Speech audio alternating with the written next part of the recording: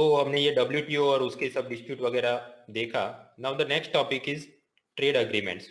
Trade agreement की भी basic theory वो सब तो पढ़ी ली थी। उसमें नए डेवलपमेंट क्या है जो कि अपडेट हैंडआउट में पेज 81 टू 85 में मैंने दिया है।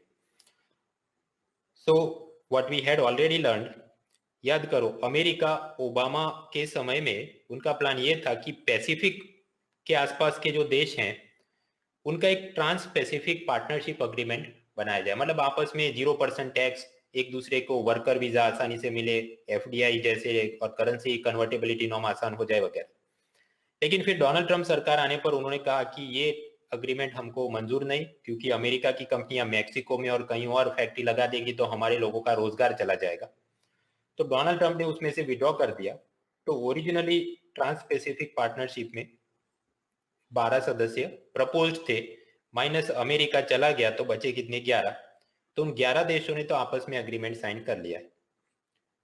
उसके अलावा ये USA और सामने यूरोपियन यूनियन, वो आपस में एक trans Atlantic trade and investment partnership यानी TTIP साइन करने की लिए अलग अलग चर्चा कर रहे हैं। अब अगर ये सब चल रहा है कि अमेरिका इधर उधर हाथ पैर मारता रहेगा तो स्वाभाविक है एशिया के बड़े देशों को मजा नहीं आएगा कि हमने भी कोई फ्री ट्रेड अग्रीमेंट साइन कर लेना चाहिए। तो उसके लिए फिर बनता है regional comprehensive economic partnership agreement यानी RCEP या RCEP, जहां पर इंडिया, चाइना, आसियान देश हैं। तो ये व्यापक आर्थिक भागीदारी का क्षेत्रीय समझौता यानी regional comprehensive economic partnership RCEP, इसमें मेंबर कितने? एक तो इसमें आसियान ग्रुप के 10 सदस्य हैं। आसियान मतलब ये Thailand, Myanmar, Laos, Philippines, Vietnam वगैरह। ये 10 आसियान देशों ने ऑलरेडी 6 अलग अलग देशों के साथ फ्री ट्रेड अग्रीमेंट, मुक्त व्यापार समझौते पहले ही साइन करके रखे थे, जिनके नाम है China, India, Japan, south Korea, Australia, New Zealand. तो मतलब आसियान के 10 लोग और बाकी ये 6 लोग, कुल मिलाकर ये लोग प्लान कर रहे थे कि हम अपना RCEP अग्रीमेंट साइन करें। और ये सब ठीक ठाक चल ही रहा था, लेकिन फिर 2019 नवंबर के महीने में इनकी बैंकॉक में मीटिंग होती है और वहां पर इंडिया बोल देता है कि हम साइन नहीं करेंगे। So what is that matter? बाकी सब लोगों ने हाथ मिला लिए, साइन करने की बात कर रहे हैं, और भारत को पूछा भाई तुम साइन करोगे कि नहीं? तो कहा कि नहीं, मैं साइन नहीं करूंगा, I will not sign this. अब ऐसा क्यों हुआ? तो डायरेक्टली प्रीलिम के लिए तो कितनी चीज काम की है, सिर्फ एक कि कितने मेंबर प्रपोज थे, तो वो हमने देख लिया। बाकी ये पूरा मुद्दा बनता है मीन्स के लिए। घरेलू उद्योगों की चिंता ने भारत को RCEP समझौते में शामिल होने से रोक दिया है। टिप्पणी कीजिए।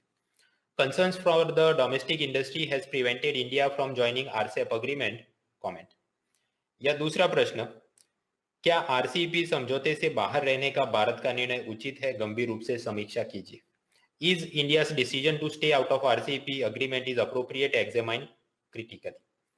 तो डायरेक्टली इसका जवाब देख लेते हैं। जो कोई भी ट्रेड अग्रीमेंट का प्रश्न पूछा जाए उसका इंट्रोडक्शन क्या होगा? डिफाइन करो, ओरिजिन दो, डेटा दे दो। अब ट्रेड अग्रीमेंट का प्रश्न है, उसमें आप उसका ओरिजिन देंगे कि ओरिजिन मतलब उसमें प्रपोज्ड मेंबर कितने हैं या उसका ऑब्जेक्टिव क्या है। सो RCEP it is a proposed trade agreement involving, नाम लिख दो, 10 आसियान देश और उसके 6 फ्री ट्रेड अग्रीमेंट पार्टनर्स। सबके नाम याद करके लिखने की जरूरत नहीं, बट ये तो याद रहना ही चाहिए कि भाई आसियान के 10 हैं, बाहर के 6 हैं, और एक दो बड़े देश के नाम भी लिख सकते हो, India, China, New Zealand, Australia. Collectively ये सब ऐसे देश हैं कि पूरी दुनिया में जितना उत्पादन होता होगा उसके हम सर्कल में 4 टुकड़े करें तो ये बाकी कितना होगा? 25%। तो पूरी दुनिया का 25% GDP ये लोग कंट्रीब्यूट करते हैं। पूरी दुनिया में जितना ट्रेड होता होगा उसका 30% ये लोग कंट्रीब्यूट करते हैं। ऐसे देश आपस में एक समझौता करना चाहते हैं जिसमें उद्देश्य ये है कि एक दूसरे से इंपोर्ट होने वाली चीजों पर टैरिफ और नॉन टैरिफ बैरियर कम करेंगे। मतलब सब्सिडी देना कम करो लोकल इंडस्ट्री को, और उसके सामने बाहर से जो सामान आ रहा है उस पर टैक्स कम करो वगैरह। They will also encourage the investment, economic and technical cooperation. तो उसके लिए FDI, FPI वो सब नियमों में जो सुधार करना पड़े। They will also protect the intellectual property rights, बौद्धिक संपत्ति अधिकार। मतलब एक दूसरे के ट्रेडमार्क, कॉपीराइट, पायरेसी से लड़ेंगे, ये सब काम। तो अगर ये होगा उससे फायदा क्या है? Trade, economic growth, employment in each of this country will be boosted.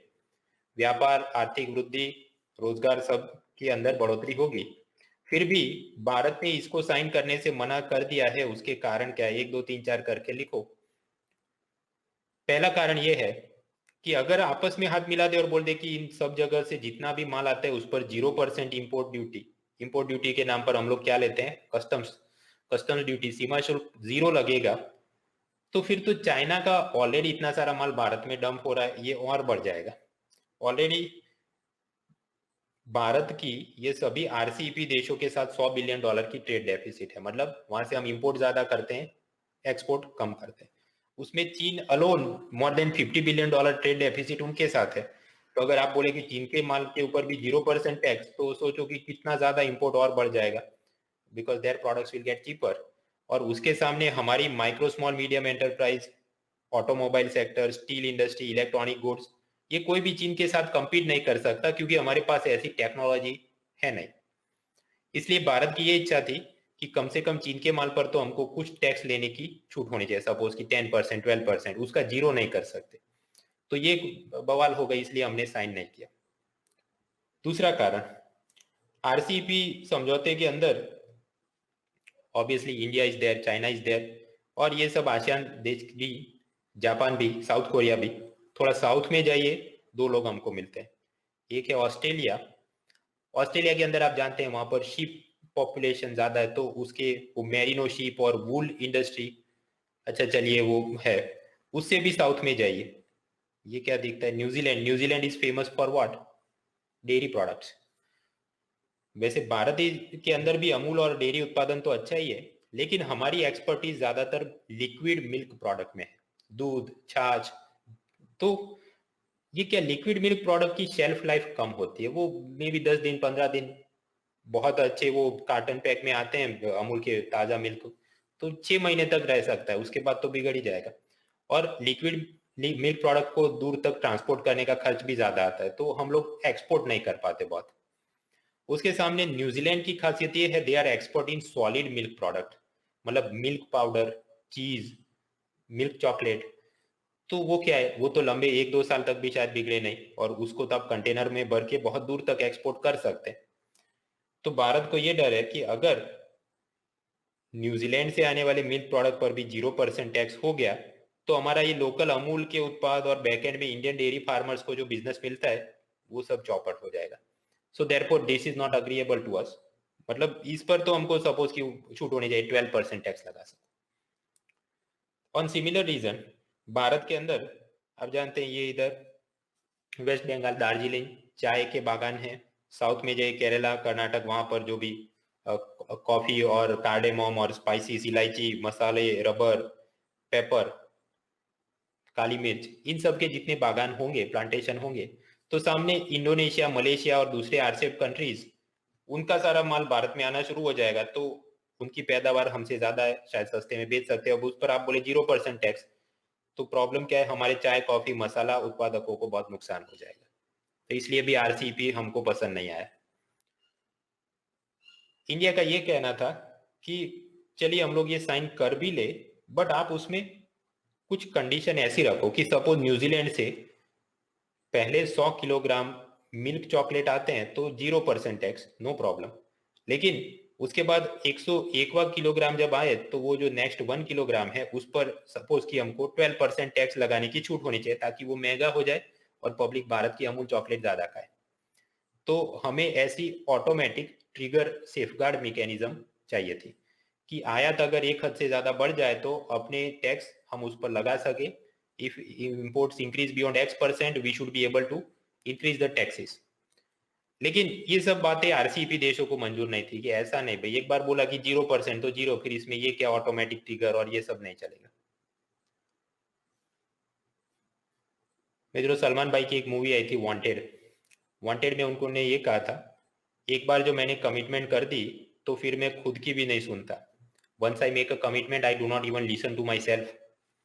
RCEP देश भी ऐसा ही चाहते हैं।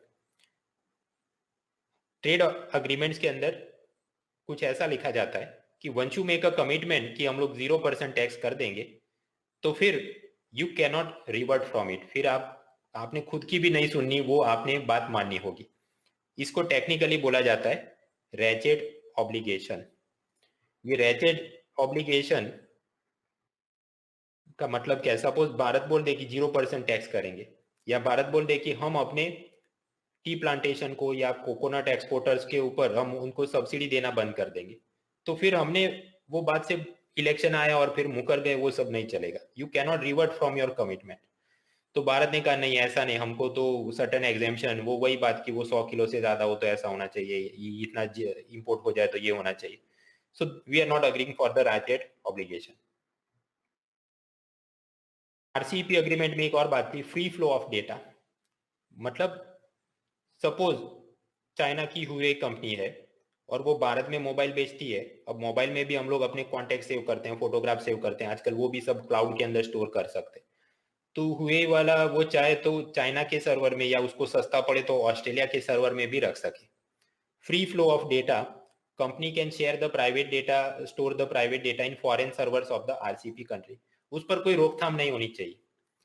तो भारत को ये भी मंजूर नहीं था कि नहीं, भारत का डेटा सिर्फ भारत में रहना चाहिए, क्योंकि ये चाइना में चला गया तो वहां पर तो उन्हीं के हैकर्स और उनको सरकार प्रमोट करती है, ऐसे हमको कुछ इंटेलिजेंस इनपुट मिले। So it will be dangerous for our national interest and strategic interest. हमारी राष्ट्रीय सुरक्षा, सामरिक चिंताओं को चलते हम ये सब मंजूर नहीं है।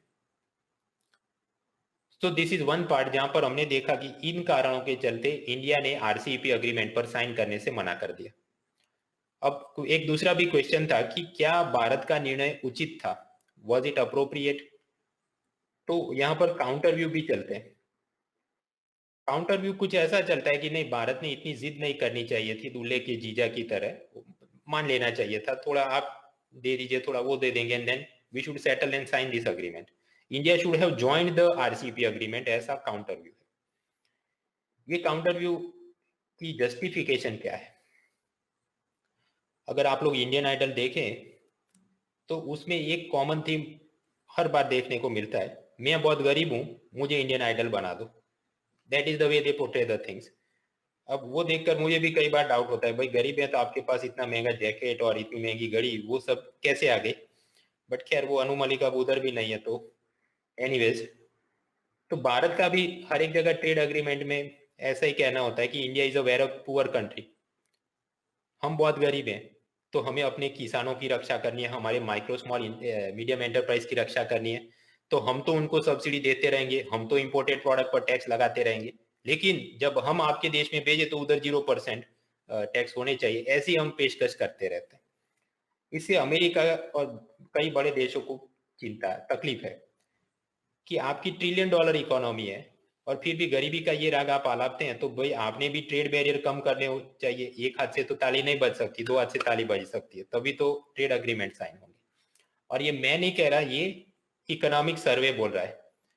Chief economic adviser Krishnamurthy Subramanian और उनके पहले थे अरविंद सुब्रमण्यम, दोनों ही ने अपने इकोनॉमिक सर्वे में ये लिखा है, India will have to eventually shed its big but poor mentality. एक बात तो हम बोलते हैं कि हम बहुत बड़े देश हैं, लार्जेस्ट डेमोक्रेसी, $1 ट्रिलियन इकोनॉमी, और फिर भी जब जब जहां जहां तो बोलना शुरू कर हम बहुत गरीब हैं और हमको ट्रेड अग्रीमेंट में ये छूट मिलनी चाहिए। भाई कभी ना कभी तो आपने ये मानसिकता से बाहर आना होगा, क्योंकि इंटरनेशनल एग्रीमेंट में बार्गेनिंग, लेन देन होता है, मोल भाव होता है। You have to give something, you have to take something. सारा आप मेरे को दे दो, मैं आपको कुछ नहीं दूं, तो कोई भाई बेवकूफ होगा जो आपसे साइन करेगा अग्रीमेंट। और अगर हम लोग आरसीईपी अग्रीमेंट साइन करेंगे, यस इट इज करेक्ट कि न्यूजीलैंड का सॉलिड मिल्क पाउडर आएगा और उसके चॉकलेट आएंगे, पब्लिक हो सकता है वो बहुत खरीदे, अमूल का माल नहीं खरीदे, तो वो भी तो जरूरी है। अमूल ने भी तो फिर उनकी चॉकलेट्स को देख के अपना इनोवेशन करना चाहिए, because competition will bring excellence. हमेशा हम प्रोटेक्टेड गलियारे में, कंफर्ट जोन में बैठे रहे तो आगे नहीं बढ़ सकते। अगर हम लोग ज्वाइन नहीं करेंगे तो ये शादी रुकने वाली नहीं है। वो आरसीईपी देश वो तो आपस में कर लेंगे अग्रीमेंट 0%। तो आसियान देशों में जब चाइना का माल जाएगा 0% टैक्स, इंडिया का माल जाएगा सपोज 12% टैक्स, तो नुकसान तो हमारा ही हो गया कि हमने ये अग्रीमेंट साइन नहीं किया। If we do not join, our exports can not compete in those nations, तो उससे हमारा भी नुकसान है। और ऐसे तो बहुत सारे ट्रेड अग्रीमेंट हम अलग अलग देशों के साथ नेगोशिएट कर रहे हैं, लेकिन अगर आप यूएसए यूरोपियन यूनियन के साथ भारत के जो फ्री ट्रेड अग्रीमेंट का नेगोशिएशन चल रहा है, वहां पर जितनी स्ट्रिक्ट कंडीशन है उसके सामने ये आरसीईपी के जो मुद्दे देखे वो तो भाई कुछ नहीं है, it is very less strict. तो ये एक लो हैंगिंग फ्रूट था, ऐसा फल जो हाथ में हम तोड़ ही लेते, बहुत छोटी वाली डाली पे था, we should have signed it. खैर, तो ये हो गया counter view. And now the conclusion.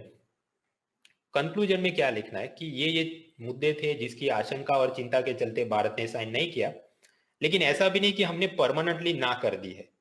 चर्चा जारी है और भविष्य में शायद साइन भी कर सकते हैं अगर हमारे जो मुद्दे हैं उनको वो लोग एड्रेस करें।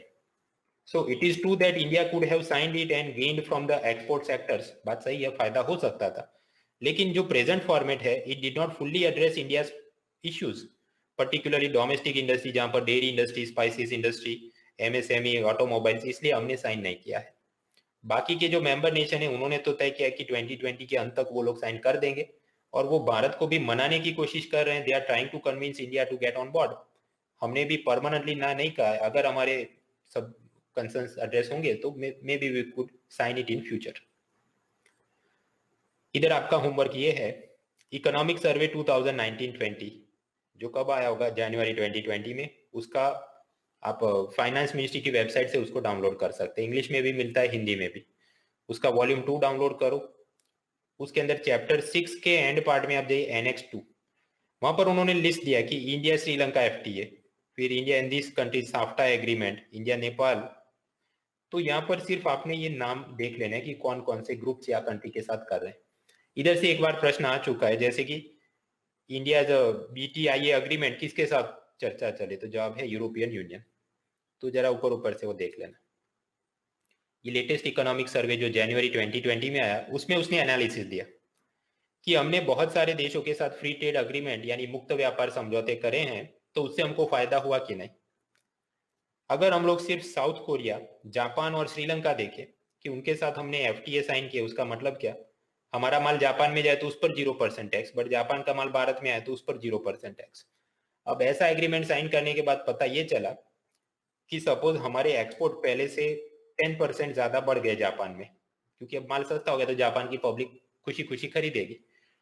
उसके सामने जापान से आने वाले इंपोर्ट भी बढ़े होंगे, बट उसका ग्रोथ है दैट इज सपोज 20%। तो ये क्या दिखा रहा है कि आयात में वृद्धि निर्यात में वृद्धि से अधिक है, यानी कि ऐसे जो फ्री ट्रेड अग्रीमेंट हमने साइन करे उससे भारत को फायदा कम नुकसान ज्यादा हो कि ये तो उसी का माल हम खरीद रहे हैं तो ये हमारा ही पैसा बाहर जा रहा है। This is true for south Korea, Japan, Sri Lanka.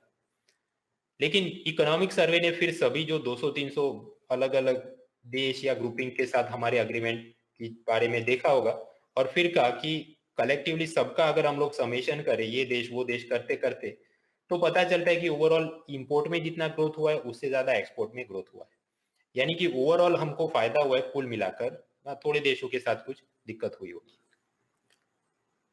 ये सब ट्रेड अग्रीमेंट और इकोनॉमी और ये सब बात हो रही है। I am happy to share कि नेक्स्ट ईयर की प्रीलिम एंड मेंस 2021 के लिए मेरा इकोनॉमी का कोर्स अनअकैडमी पर, जहां पर जैसा अभी हम पढ़ रहे हैं ऐसे ही easy to understand PowerPoints, rapid revision, handout, weekly quiz होगी, और जो भी आपके डाउट है आप मुझे पूछ सकते हैं, उसका वीकली डाउट रेजोल्यूशन, ये सब कुछ। And if you want to join it तो आप जाइए unacademy.com और उसमें मेरी प्रोफाइल @munal.org, और चेकआउट के दौरान you can also use the code munal.org for extra discount. So that course is also open for you, for those of you who are trying for next year's prelims and mains. तो हम लोग pillar 3B वहां पर ये Bretton Woods, WTO, RCEP देख लिया। उसके बाद का मुद्दा है ऑन पेज 81 to 85 अपडेट्स पे कुछ protectionism and burning issues. Protectionism, फिर अमेरिका की कुछ GSP list, special 301 list, reciprocal act, limited trade deal, Brexit, ये सब बर्निंग इश्यू जो चल रहे हैं, ये क्या है।